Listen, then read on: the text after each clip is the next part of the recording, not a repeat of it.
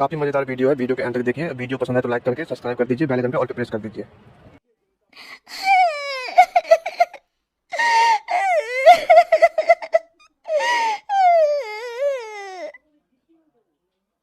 अरे, यहाँ कौन रो रहा है?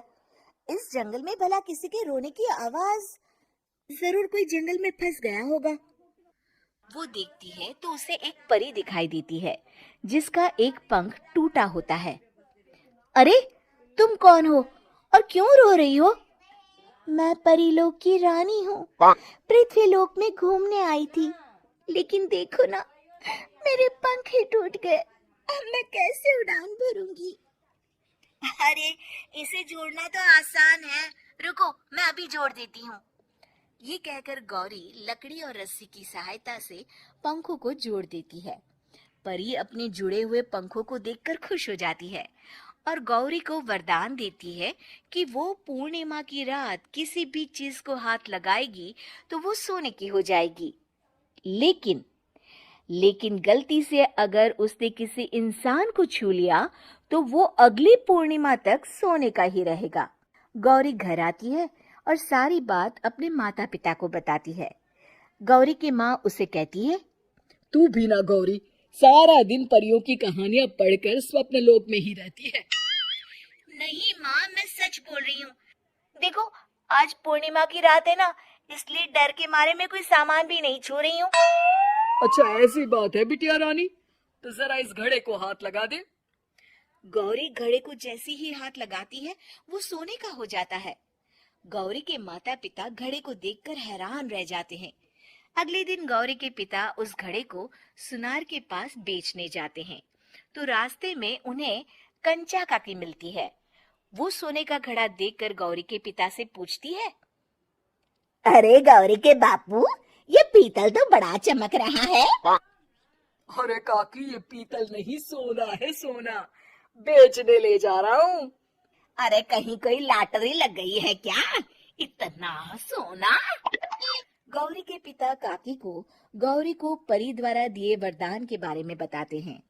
काकी गौरी के पिता की बात सुनकर सोच में पड़ जाती है और फिर अगले दिन काकी गौरी के घर आती हैं।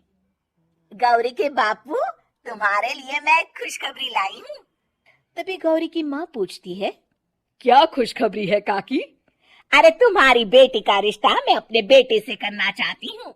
अरे कब तक अपनी सयानी लड़की को घर पर बिठा कर रखोगी? हाँ, देखो काकी, मैं ऐसे ही व्यक्ति से अपनी बेटी की शादी कराऊंगा जो गौरी के वरदान से नहीं, उसके गुणों को समझे। अरे हमें तो गौरी के गुण अच्छे लगे, इसीलिए तो आ गई हूँ मैं। फिर गौरी के माँ बाप मान जाते हैं और उसकी शादी काकी के बेटे से हो जाती है। अगले दिन, अरे गौरी, कल पूर्णिमा की रात है। तुम्हारे पिताजी परी के वरदान के बारे में बता रहे थे, तो मैं ना कुछ चीजें रख दूंगी, जरा हाथ लगा देना।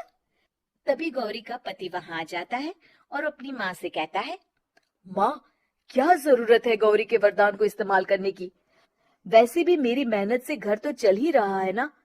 और गौरी के पिता ने भी यही कहा था कि वो ऐसे ही व्यक्ति से उनकी बेटी की शादी करेंगे जो गौरी के वरदान से नहीं, उसके गुणों को समझे।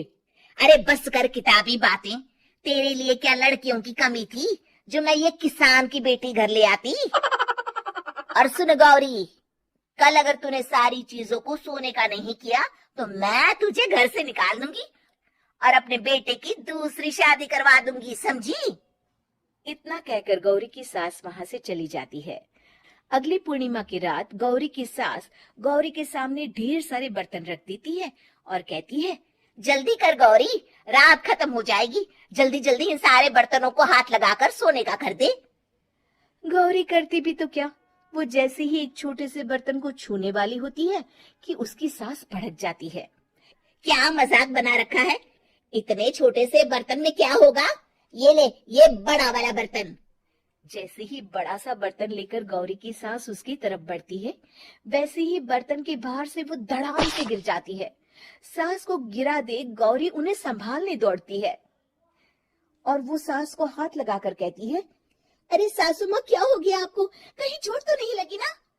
लेकिन जैसे ही वो हाथ सास से हटाती है तो देखती है कि उसकी सास सोने की हो गई है। गौरी सोनी की सास को देखकर रोने लगती है और अपने पति से कहती है, मुझे परी ने कहा था कि अगर मैं किसी इंसान को हाथ लगाती हूँ तो वो अगली पूर्णिमा तक सोने का ही रहेगा। अब मैं क्या करूँ?